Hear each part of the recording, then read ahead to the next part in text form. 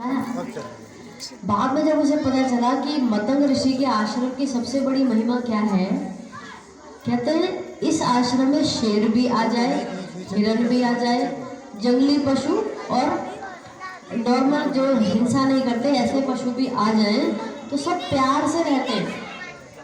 ऐसा ऋषि मतंग के आश्रम के चारों ओर का प्रभाव बताया गया।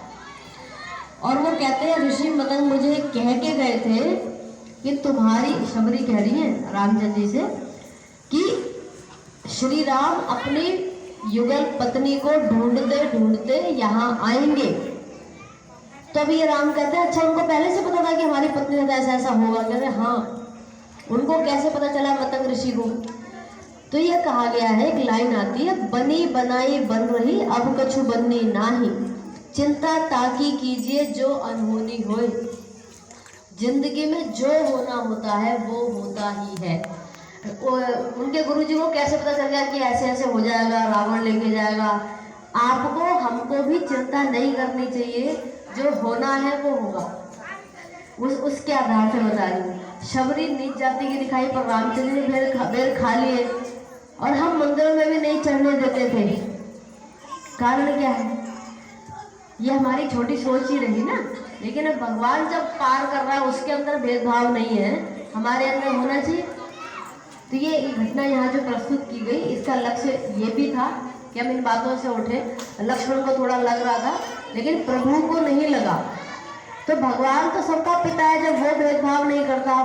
अगर भेदभाव करना है तो गलत कर्मों के कारण तो भले भी हो, लेकिन केवल जात पात के कारण अगर हम कर रहे हैं तो इसको तो हम सही नहीं मान सकते ना।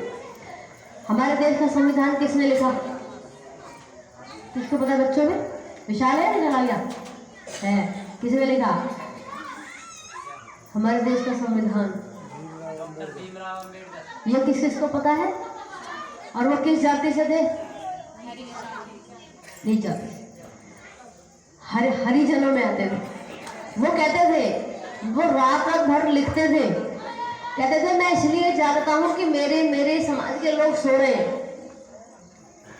तो वो जगना भी ऐसा जगना नहीं था कि नींद से जगना है, समझ अज्ञानता की नींद से जगना है।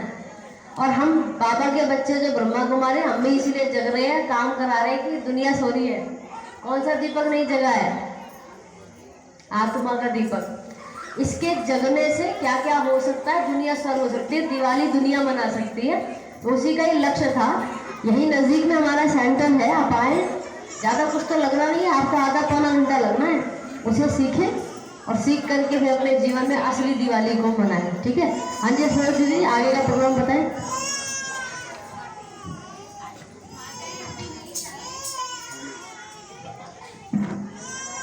अभी थोड़ी देर और रुक जाए, क्योंकि बस एक छोटी सी कुमारी का अभी एक डांस है, छोटा सा दिवाली के ऊपर ही, भोग लेके ही जाना है, सबको प्रसाद मिलेगा।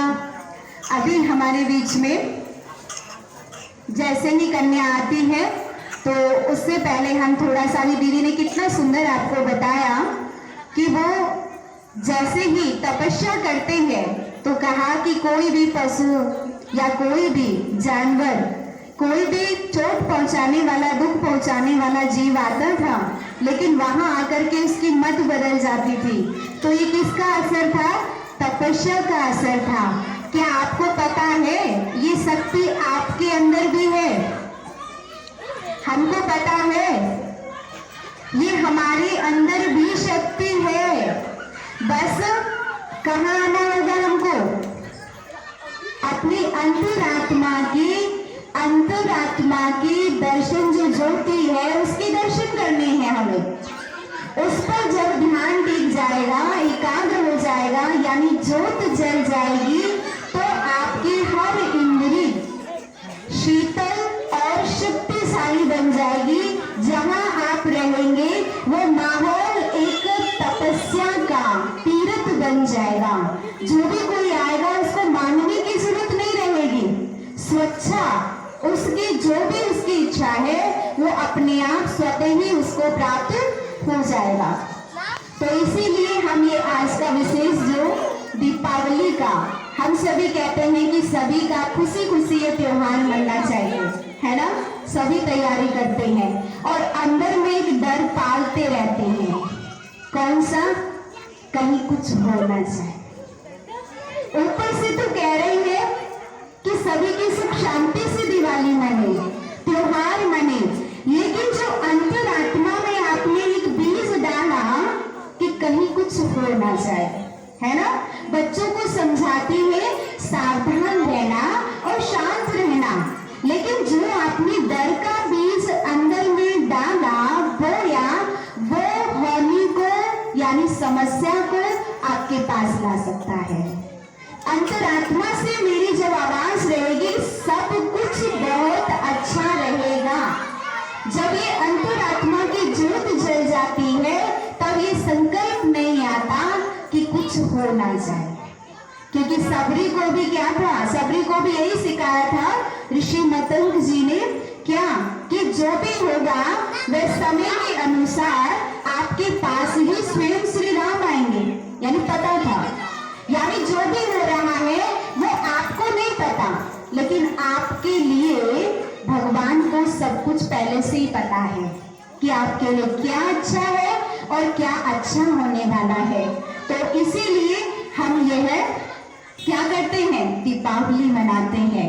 तो बाहर की रोशनी के साथ साथ, ज्योत के साथ साथ, लड़ियों के साथ साथ, लाइटों के साथ साथ एक छोटा सा दिया यानी ज्योत अपने अंदर भी जलाना, अर्थात अपने सभी संकल्पों को शांत करके अंदर भी जरा झांकना कि मैं जो हूं, जैसी हूं, किसकी हूं। जरा पूछ के देखो अभी किसकी हो। अभी दीदी ने बहुत सुंदर बताया कि आज जो छोटी दिवाली को नाम देते हैं, तब से वैसे तो नवरात्रियों से दिवाली की खुशी शुरू हो जाती है। शक्तियों की नवरात्रि रहे, तो जब तक हमने शक्तियां नहीं भरी शिव से लेकर के, तब तक हमने दशहरा नहीं मनाया। दशहरा नहीं मनाया था, बुराइयों का अंत नहीं हुआ। बुराइयों का अंत नहीं हुआ तो दिवाली नहीं आएगी। तो अभी भी समय है, पहले अपनी बुराइयों को अंदर से आज बिल्कुल उनका वध कर देना है। ठीक है? कुछ रही सही जो होंगी उनको परसों तक बिल्कुल क्या कर देना है? अंश सहित वंश